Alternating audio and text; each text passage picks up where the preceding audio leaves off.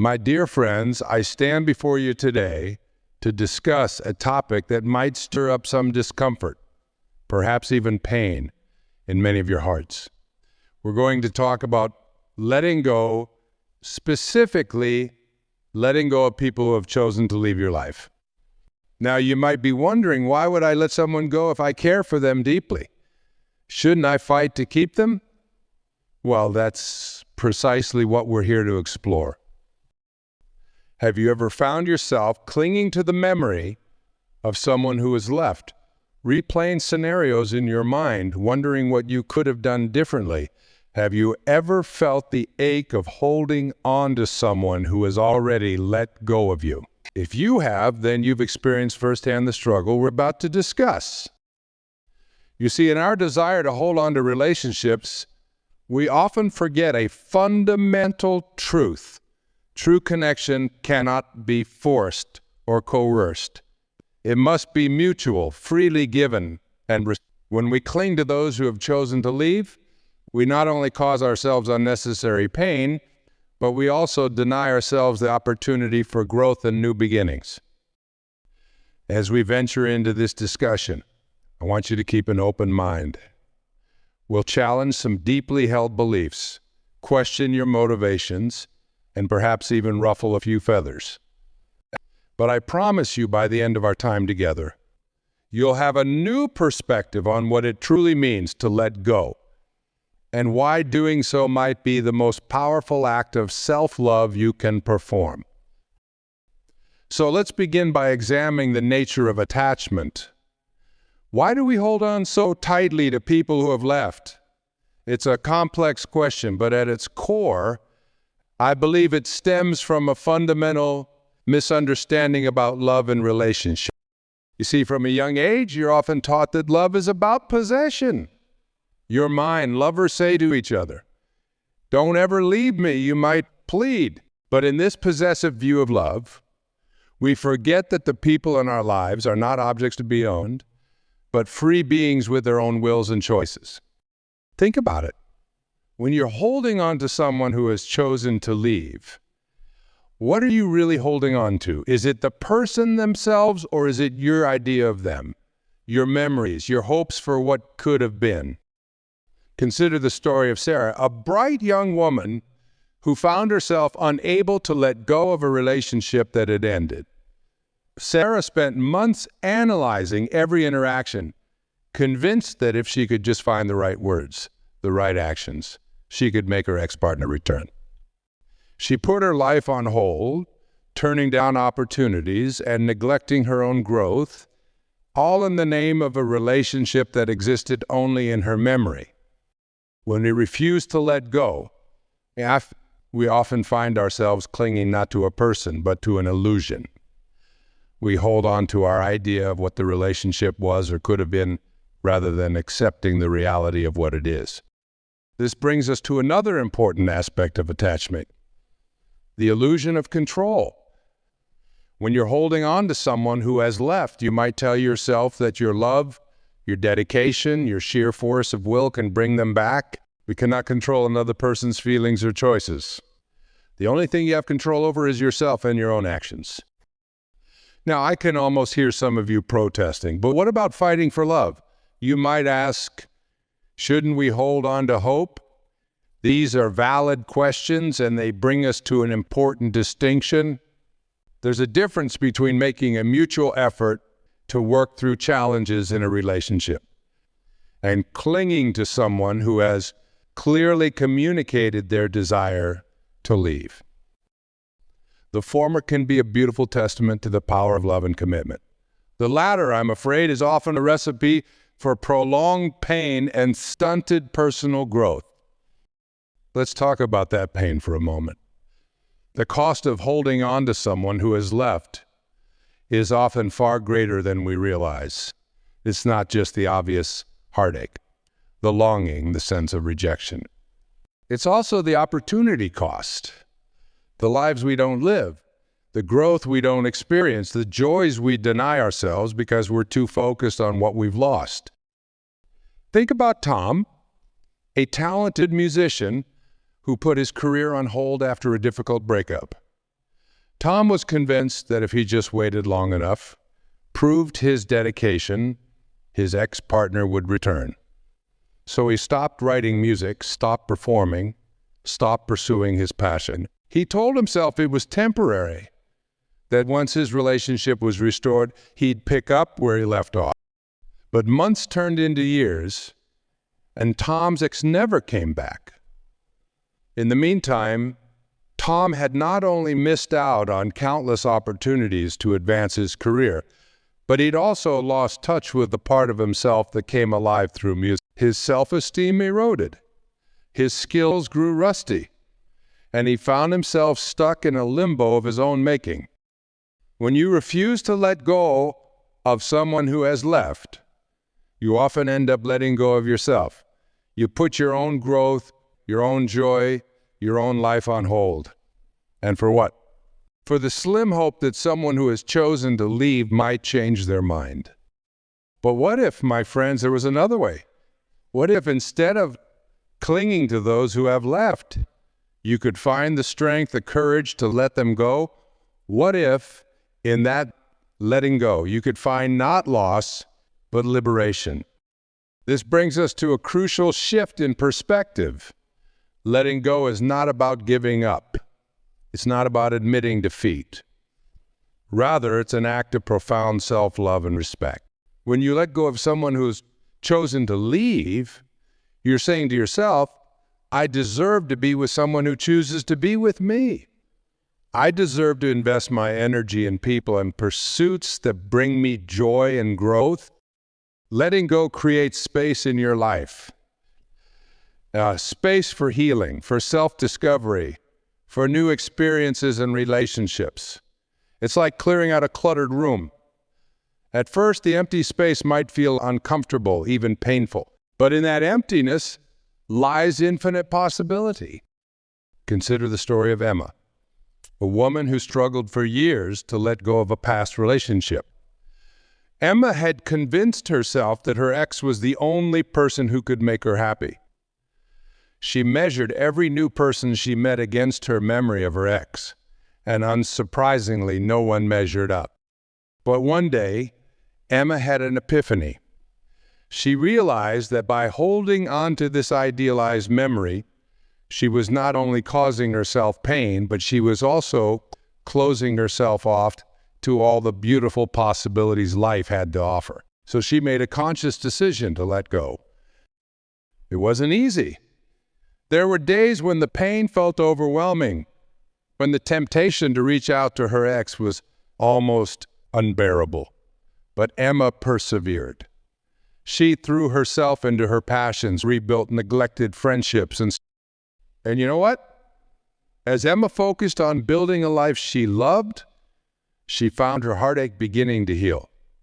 She discovered strengths she never knew she had, interests she'd never explored. She began to realize that her happiness wasn't dependent on any one person, but on the rich, full life she was creating for herself.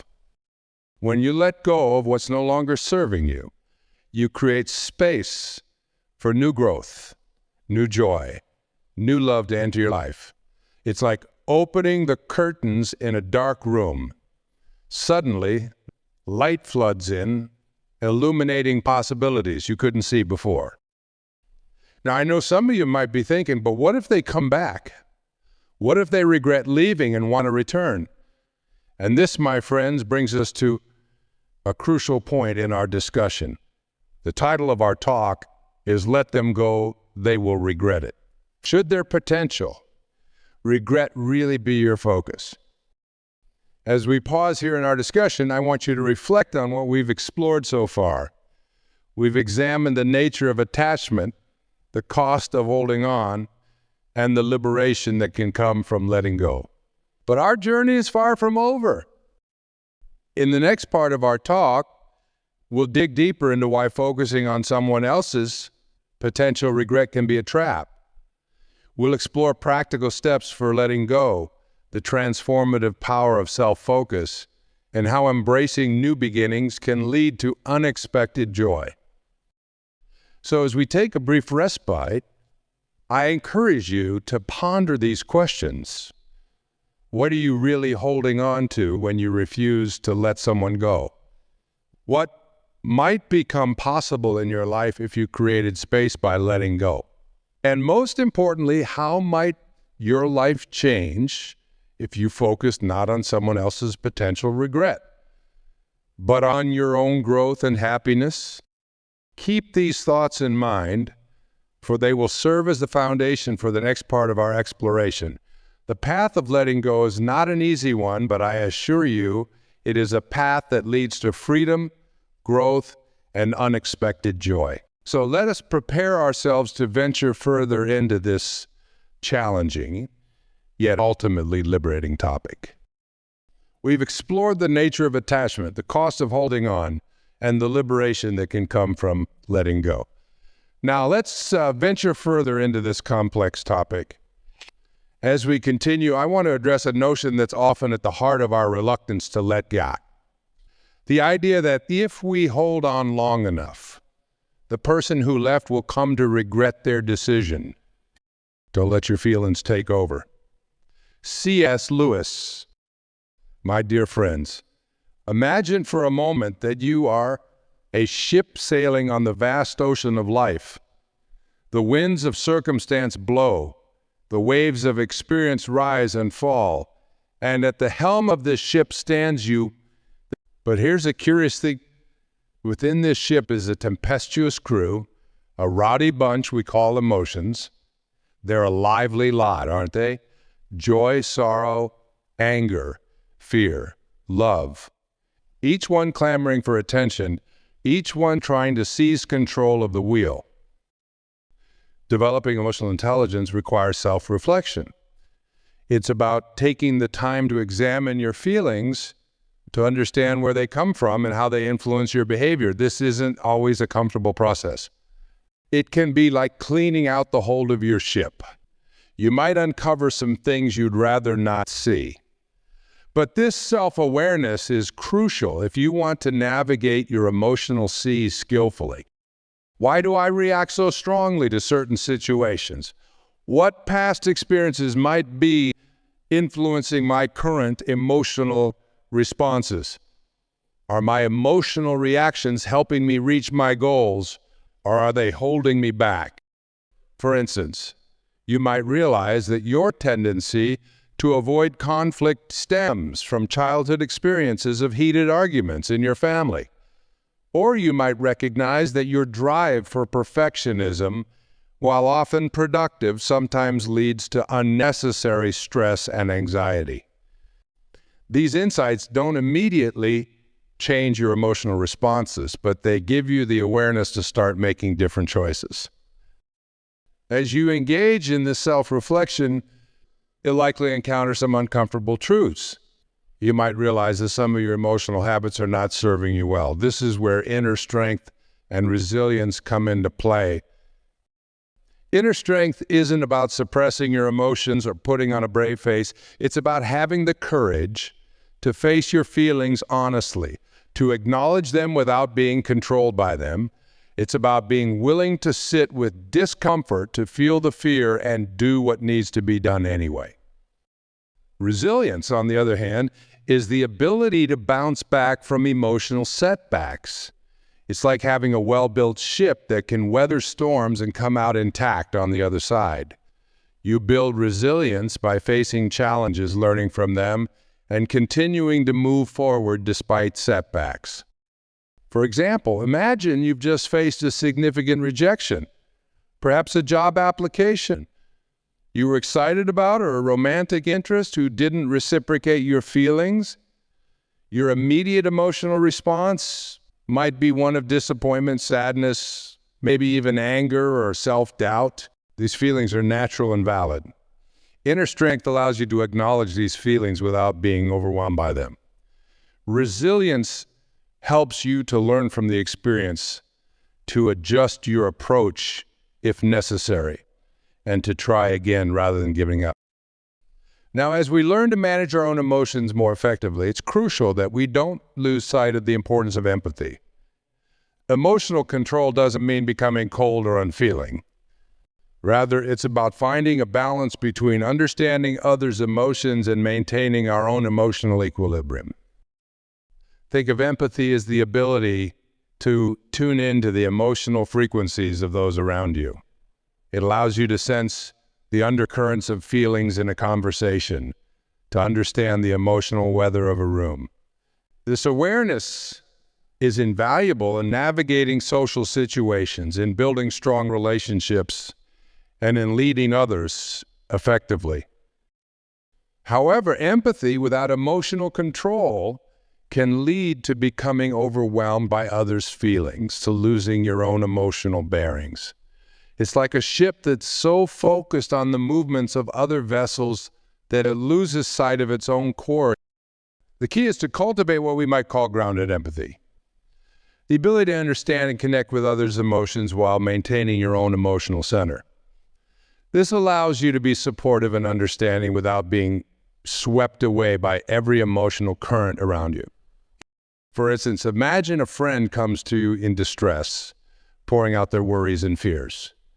Empathy allows you to truly listen, to understand their emotional state. But emotional control helps you to offer support without becoming anxious yourself, to provide a steady presence rather than being pulled into their emotional turbulence. As we navigate these emotional waters, it's crucial to remember that we always have a choice in how we respond to our feelings. This power of choice is perhaps our most valuable tool in not letting our emotions take over. You see, between the stimulus of an event and our response to it, there is a space. In that space lies our power to choose our reaction. Our feelings may arise automatically, but our actions in response to those feelings are a choice. For example, when someone cuts you off in traffic, the feeling of anger may arise instantly. But you have a choice in how you respond to that anger. Will you let it take over, leading you to honk your horn or make aggressive gestures? Or will you take a deep breath, remind yourself that the other driver's actions likely weren't personal, and choose to let it go? This power of choice extends to all areas of our emotional life. When you feel the urge to snap at a loved one, you can choose to pause and respond more kindly instead. When you feel afraid to take on a new challenge, you can acknowledge the fear and choose to act courageously anyway. Exercising this power of choice consistently requires practice. It's like building a muscle. The more you use it, the stronger it becomes. Start with small, everyday situations. Each time you consciously choose your response, rather than reacting automatically, you're strengthening your ability to navigate your emotions skillfully. Now let's discuss some practical strategies for emotional regulation. These are like the tools and techniques a skilled sailor uses to navigate through various weather conditions. One powerful technique is reframing. This involves consciously changing your perspective on a situation. For instance, instead of seeing a setback as a failure, you might reframe it as a learning opportunity. This doesn't change the external circumstances, but it can dramatically alter your emotional response. Another useful strategy is the practice of labeling your emotions. Simply putting a name to what you're feeling. I'm feeling frustrated, I'm feeling anxious, can help to reduce the intensity of the emotion. It's like shining a light on a shadow. Once you clearly see what you're dealing with, it often becomes less overwhelming. Deep breathing is another simple yet effective tool. When you're in the grip of a strong emotion, your breathing often becomes shallow and rapid. By consciously slowing and deepening your breath, you can activate your body's relaxation response, helping to calm both your body and mind. You might also find it helpful to practice emotional distancing. This involves mentally stepping back from your emotions and observing them as if from a distance. You might ask yourself, what would this situation look like to an outsider? Or how will I feel about this a week from now? This can help you gain perspective and respond more objectively. Remember, The goal of these strategies isn't to eliminate your emotions. Emotions are a vital part of the human experience. The aim is to manage them effectively, to prevent them from hijacking your thoughts and actions. As we work on managing our emotions, it's important to address the fear of negative emotions. Many of us have been conditioned to believe that certain feelings, anger, sadness, fear, are bad or wrong. As a result, we try to suppress or avoid these emotions, which often only makes them more powerful. But here's the truth. Even the uncomfortable ones have a purpose. Anger can motivate us to address injustice. Sadness can help us process loss and connect with others. Fear can alert us to potential dangers. The key is learning to experience these emotions without being controlled by them. It's about acknowledging their presence, understanding their message, but not letting them dictate your actions. For instance, if you feel angry about a situation at work, don't try to pretend the anger doesn't exist. Acknowledge it. I'm feeling angry right now. Then try to understand what this anger is telling you. Is there a boundary that's been crossed? A value that's been violated? Once you understand the message, you can choose how to address the situation constructively rather than lashing out in anger. As we conclude our discussion, I want to emphasize that mastering your emotions is not about becoming an unfeeling automaton. It's about developing the wisdom to navigate your emotional seas skillfully, to harness the power of your feelings without being. Imagine once again that you are the captain of your ship. The winds of emotion still blow, the waves of feelings still rise and fall, but now you stand confidently at the helm. You read the emotional weather, you adjust your sails, you steer your course with purpose. You understand that your feelings are not commands to be obeyed, but valuable information to be considered. You know that you are not at the mercy of your emotions, but have the power to choose your responses. You recognize that true strength lies not in the absence of feelings, but in the ability to feel deeply while still maintaining your course. This, my friends, is the art of not letting your feelings take over. It's a lifelong practice, a continuous journey of self-discovery and growth. There will be storms and calm seas, moments of struggle and moments of triumph. But with each challenge you face, with each emotion you navigate skillfully, you become a more capable captain of your own life. Pay attention to your emotions. Understand them, learn from them, but don't let them take the helm. You are the captain of your ship, the master of your fate. Navigate wisely, sail boldly, and may your journey be rich with meaning and purpose. Thank you, my friends. May you find strength in the storms and joy in the journey as you learn to master the seas of your emotions. Now, you might be wondering, what's wrong with that? Shouldn't we let our feelings guide us? And indeed, there's a certain romance to the idea of being led by our hearts, of following our passions wherever they may take us. Would you entrust the navigation of your ship to a crew that changes its mind with every shifting wind? Would you let the fear of a storm drive you off course, or the excitement of a sunny day lure you into treacherous waters? You see, our feelings are powerful forces. They color our world, inspire our greatest works of art, and connect us to one another in profound ways. But they're also fickle, often irrational, and when left unchecked, can lead us far astray from our true course. Consider for a moment the last time you let your feelings take over. Perhaps it was a burst of anger that led you to say things you later regretted. Or maybe it was a moment of fear that held you back from seizing a golden opportunity. In that moment, did you feel in control? Or did you feel as though you were being tossed about by emotional waves, your rational mind merely a passenger along for the ride? This, my friends, is the crux of our discussion today. How do we navigate the stormy seas of our emotions without letting them capsize our ship? How do we harness the power of our feelings without becoming enslaved by them? To answer these questions, we must first understand the nature of our feelings. You see, emotions are not facts. They are not infallible guides to truth or right action. Rather, they are responses, complex chemical and neurological reactions to our perceptions of the world around us. Think of it this way. Imagine you're walking in a forest and you see a long, cylindrical shape on the ground. In an instant, your body floods with fear, a snake.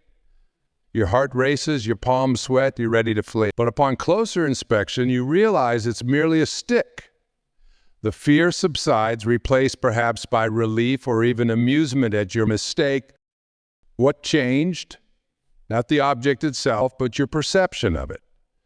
Your initial emotional response was based on incomplete information, on a split-second interpretation that turned out to be incorrect. This is a crucial point, my friends. Our feelings, intense and real as they may be, are often based on our interpretations of events rather than on the events themselves. And these interpretations can be flawed, colored by our past experiences, our fears, our biases. Does this mean our feelings are worthless? Far from it. They are valuable signals alerting us to pay attention, to look closer, to consider what might be happening beneath the surface.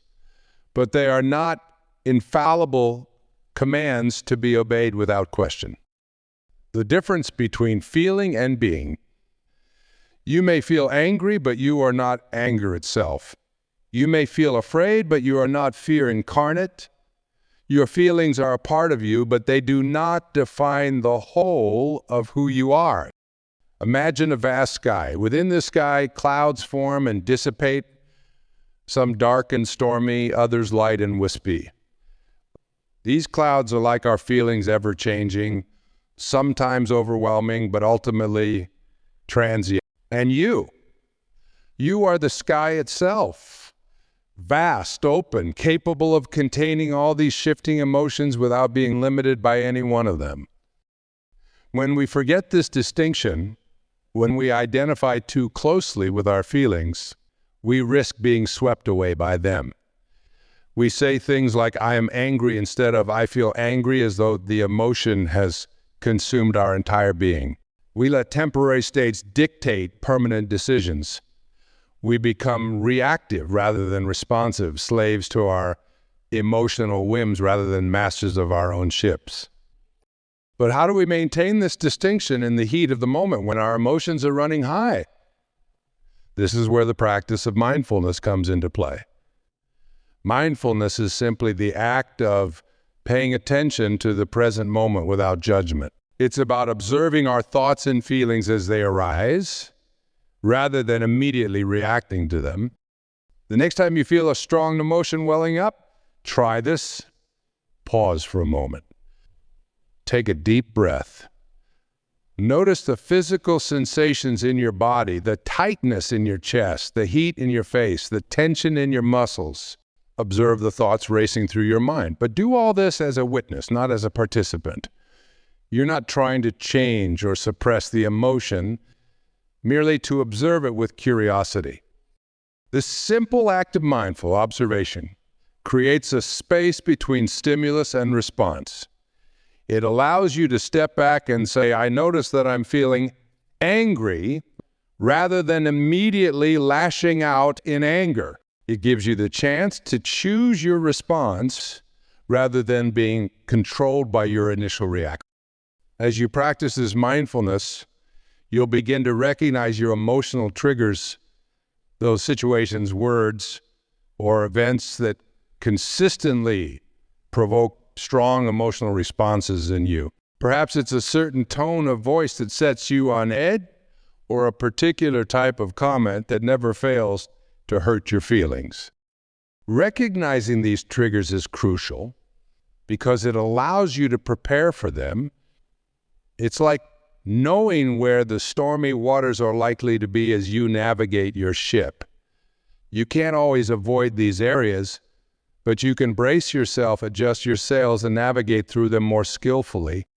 For instance, let's say you've noticed that you tend to feel insecure and defensive when receiving feedback at work. Armed with this self-knowledge, you can prepare yourself before your next performance review. You might remind yourself that feedback is an opportunity for growth, not a personal attack. You could practice deep breathing techniques to stay calm during the conversation. You're still likely to feel some emotional discomfort, but you're no longer at the mercy of these. You're prepared, you're aware, and you're in control. Now, as we learn to observe our emotions and recognize our triggers, we must also cultivate the habit of engaging our reason. Emotions are quick and intuitive, but reason is deliberate and analytical. Both have their place. But when it comes to making important decisions or navigating complex situations, reason must take the helm. Think of your rational mind as the ship's navigator, equipped with maps, instruments, and a clear view of your destination. Your emotions, on the other hand, are like the weather.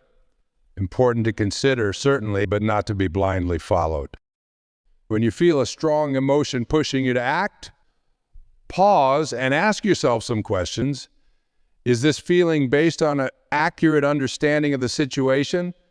Is the action I'm considering aligned with my values and long-term goals? What might be the consequences if I act on this feeling? For example, imagine you're in a heated argument with a loved one. Your anger is urging you to say hurtful things to win the argument at any cost. But your reason, if you engage it, might remind you of the importance of this relationship, of the regret you'd feel later if you let your anger take control. It might suggest taking a break to cool down or finding a way to express your feelings without attacking the other person. This is not to say that we should always suppress our emotions in favor of cold logic. Rather, it's about finding a balance, about using our reason to channel our emotions constructively rather than letting them run wild.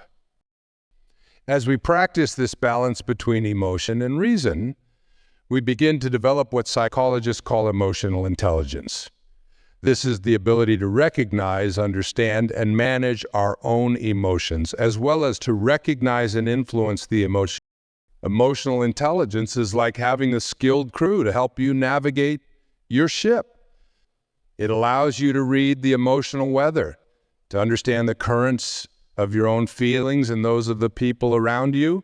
With this understanding, you can adjust your course more effectively, responding to emotional situations with wisdom and grace rather than being tossed about by every emotional storm.